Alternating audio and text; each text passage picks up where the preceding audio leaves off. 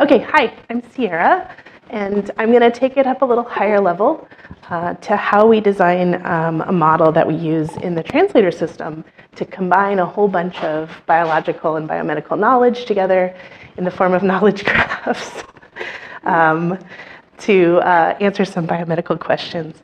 And of course, definitely not the only one that worked on this project. There's a whole bunch of people here, and they're not all on this slide. And just want to really express some sincere thanks to all the people that work on this with me. It's one of the things I'll be talking about, is that making a model is a very collaborative experience. And without the buy-in of all your folks, it's not going anywhere. If you want to talk to us more, you can, of course, reach me there. So I guess just to set the stage, I think a lot of us would be very happy if our data was shaped like this. I'm scared of doing that because it broke last time. Just think of it as a disco, okay? Data is fun. So clearly, if we had very stable data, we would be very happy and do our jobs well. But of course, as Chris mentioned this morning, we're instead dealing with all the different ends of a noodle in a big spaghetti pile. Our domain isn't static. Data collection happens at many different parts of a biological system. Our identifiers proliferate. Entities and attributes, even when we do create a schema, sometimes aren't well documented, so it's hard to reuse the data that we create. And just at the bottom is a real-world example from a data set that's in Translator. It's the IC's knowledge graph. It deals with asthma. And even within 2 EHR records, we can see that the data is just very inconsistent. And as a person who's worked at both ends of the noodle, so to speak, I've had some experience doing both the design of a schema to distribute the data and also the ingest of other people's data. And I think we've learned some lessons on both sides. And so on the data definition side, we've learned that sometimes you can make a schema that's too rigid, in determining really good software that sits on top of it. You want to have constraints and rules, but you make the wrong decision sometime, right? You can assume that a gene just has one function. That's too rigid. You have to design the schema differently and then change everything that depends on that schema, right? So then we swung the pendulum the other way, and we have schemas that are sometimes really flexible. So you could have a graph-based approach that allows a lot of change to happen and a lot of different. The disco is getting distracting, I'm sorry. Do you want to try? Okay, just.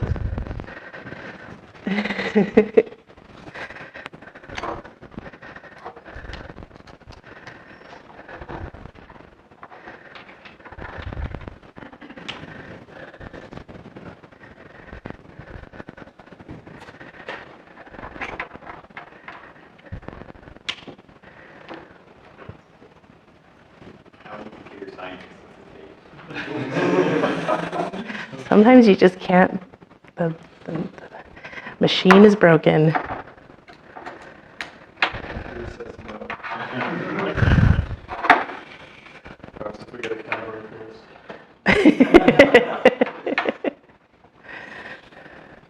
Try. Maybe one more thing. You had it going so well here.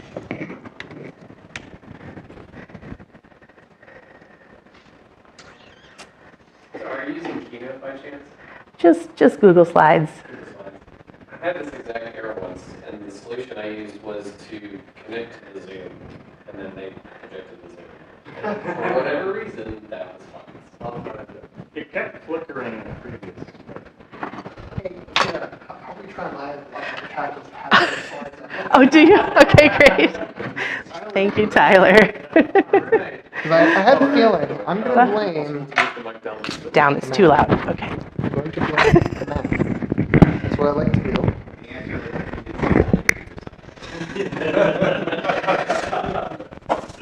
So, Maybe like this. like that. Yes. Okay. That's great. No, the mirrored is great. Thank you, Tyler. All right, so I'm Sierra. No. All right, let's go through. Oh, I'm still very loud. All right, so sometimes we're too flexible, right? We can design a graph no matter, with no constraints, it's great. We can add biology whenever it happens. Things can evolve. But when you try to write software on that, it becomes a little bit more tricky, right? You have to validate your data entry. You have to write more code to reliably handshake between the layers of your application. And sometimes your performance can suffer. Obviously, I'm talking in like broad generalities here. There's things that we've done to fix this, right? But just in general, it's taught us some lessons about what does work about making a shared model.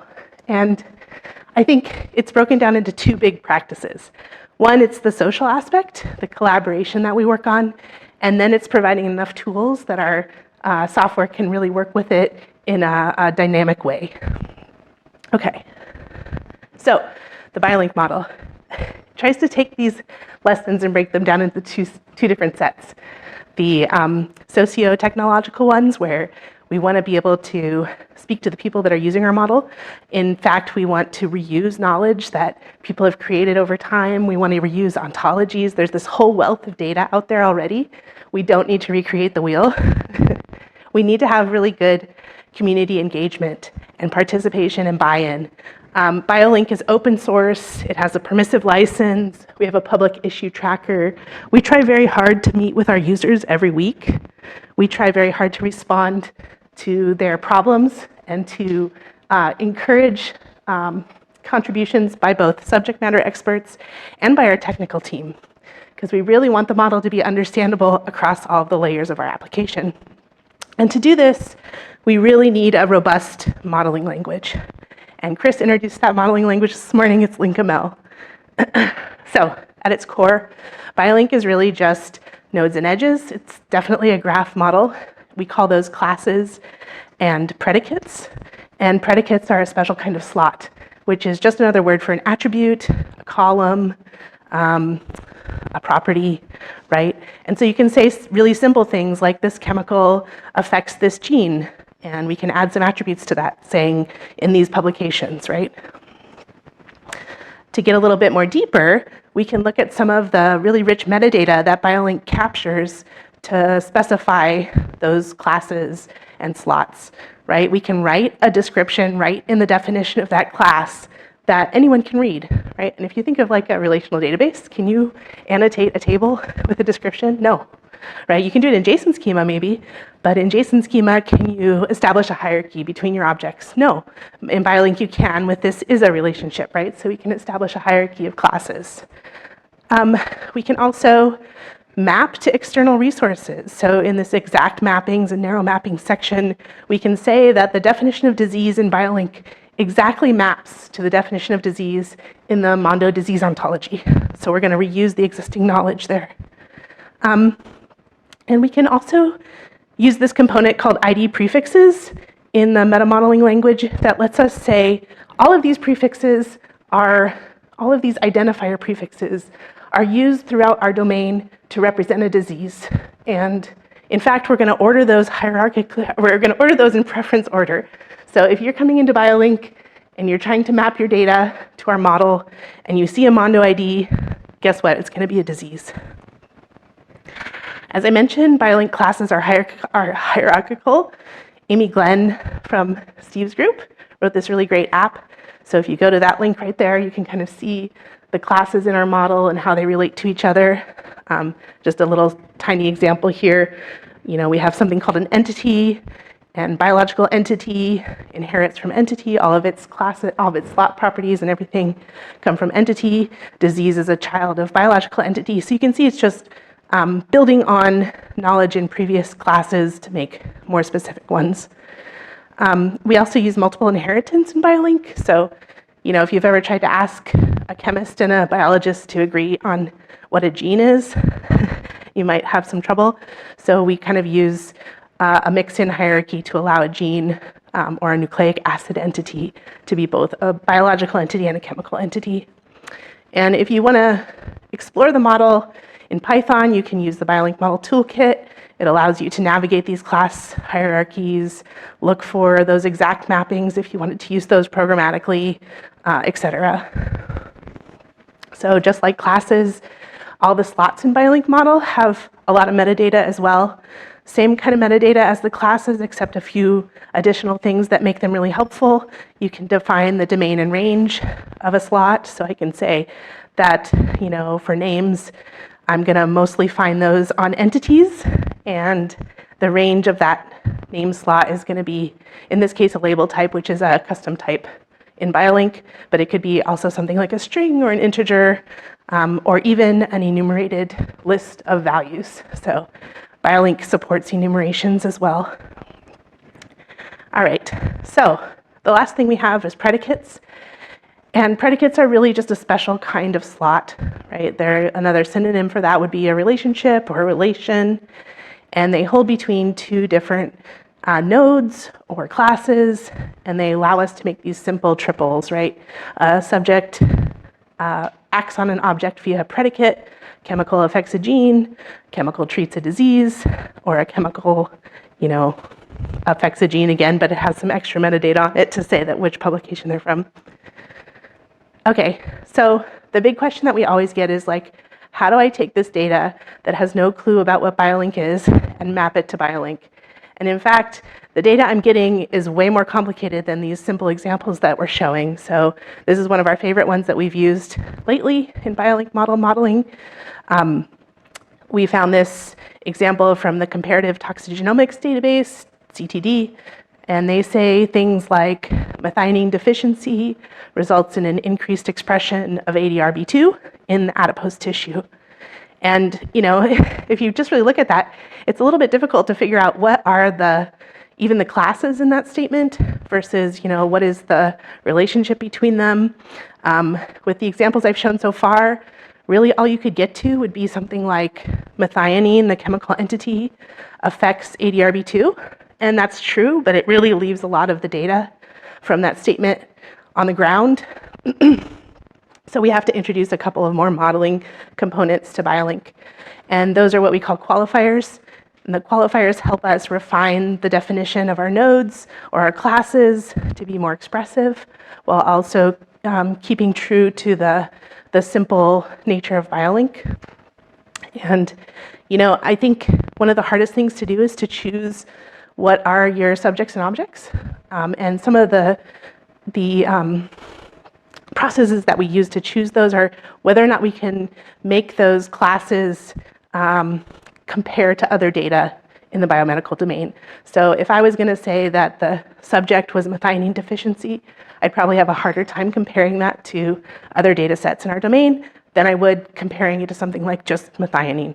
And really we can say that those classes are grounded in ontological concepts, right? So that's one way to choose the subjects and predicates and objects to map to Biolink. So when I add these qualifiers that qualify both the subject and the object, I get something a little bit more expressive. I get decreased methionine, decreased being a subject qualifier, causes being a qualified predicate, decreased expression of ADRB2. So it's pretty close, but we still haven't included the adipose tissue part. And so we have to introduce another layer to our model, which is a statement level qualifier. And really all these are just slots on an edge. So it's not that complicated, but you can break it down into these different pictures to be able to express it better when someone comes in to try to map to Biolink. So if I have a statement qualifier, that actually acts on the entirety of the subject, predicate, and object with all of the qualifiers. So the statement qualifier in this example is adipose tissue, and if I read the full statement, it is the decrease of methionine causes decreased expression, I should have said increased, look, there's a mistake, in adipose tissue. And if you want to look at that in kind of like a more broad way, this is how an association class came to be in Biolink. So if you look in Biolink and you see a lot of things called associations or inherit from the base class association, that's what we're talking about. It's the purple line that surrounds the core triple with its modifiers or its qualifiers and has statement qualifiers about it, and is really the knowledge statement that you get when you map to Biolink. Right, so we kind of went over how having a robust modeling language and reusing knowledge in the form of existing standards and community engagement can really help with making a model that's reusable. We can also focus on the technical aspects of that. And I repeated robust modeling language here because I think robust modeling languages are just as important for biologists as they are for computer scientists, right? We want them to be computable, but we also want them to be very understandable and fit into the layer of architecture that we're working with. So since Biolink uses LinkML, we get a lot of that for free. And I could give a whole nother talk on LinkML. It'd be fun, maybe next time. But LinkML provides us a whole heck of a lot of tools to provide Biolink in a lot of different formats. We have validators that work on incoming data that says, is this compliant with Biolink? We have converters that take the YAML that I write Biolink in and produce it in JSON schema or SQL, right? I think most people in Translator use the YAML version, but it's available. We also have like schema inference because of LinkML, so it does a lot of the hard technical work for us. And one of the most important things, though, is that LinkML allows us to generate doc on the fly and distribute it in GitHub based on the annotations I make in Biolink itself. And I hate writing doc, and I think everyone in this room does. So having that really close to the model and having the people that contribute to the model be both technical and biological really means that we have documentation that people can read and understand for us without a whole lot of extra effort. And it seems like a very simple thing, but it's super important. So to make a reusable model, I think you have to, don't start from scratch. Try to use something that exists already. Get your community to buy in. Have a robust modeling language. I can't say enough about LinkML, and Chris said it just brilliantly this morning. You kind of reach people where they are. And you want your model to be shared between layers of your organization. So that means writing it in YAML and producing JSON schema and maybe SQL for you. And then make sure your documentation is public and evolves automatically with your model so it doesn't go out of date. And this is my slide to introduce Tyler, hopefully, who's going to tell you a whole lot more about the Biomedical Data Translator Consortium. But I will say that by using Biolink, we've sort of brought together over 350 data sources in one federated ecosystem that all speak Biolink, right? And that's pretty impressive that we're able to make a search interface over that. There are other resources that use Biolink, Monarch Initiative, IDG, but Translator is by far the biggest consumer, and that's it. So hopefully Tyler will tell you more about that in a minute.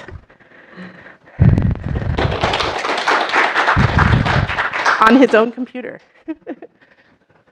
Thank you, Sierra. Any questions? Yes. Thank you, Sierra. Yeah. That was great. And thank you to the whole Biolink team for all that you do. Okay, so one question I had, that maybe this is better for the Monday help desk call, but because it might be kind of inside baseball, but so you mentioned that LinkML has like validation and conversion capabilities. So these days, should folks be like using KGX for that sort of stuff, or LinkML tools, or are they kind of together? It's a very good question, and probably I think, I don't know if I'm Chris will back, he'll say something if I say it wrong, but I think probably KGX, Biolink Model Toolkit, were all precursors to being able to do that more generally in LinkML. And so, yes, we're still supporting KGX, yes, we're still supporting BMT, but we really want to move that into something more generic. And there are validators in LinkML now. They're just getting better every day. Right now, they're sort of based on the JSON schema serialization. So if you have JSON, it's probably the best way you could validate with LinkML. But that's probably where we stand, trying to move to something more generic. Thank you.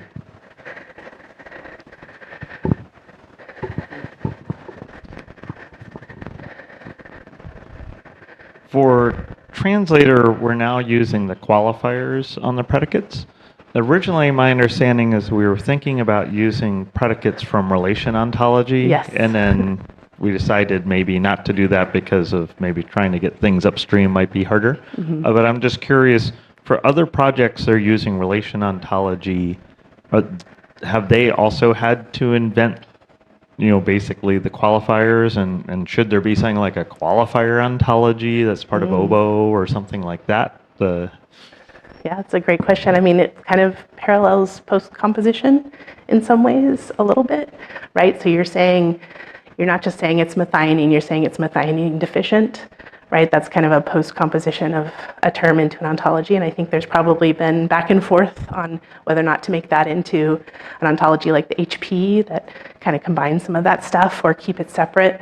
I've never really thought of about an ontology of qualifiers. Maybe Biolink can be the start of that. I'm just curious because it seems like other people would have faced similar problems as their systems got yeah. more complicated, that they would have needed something like qualifiers if they were using Absolutely. RO. More questions? Thanks for letting me talk.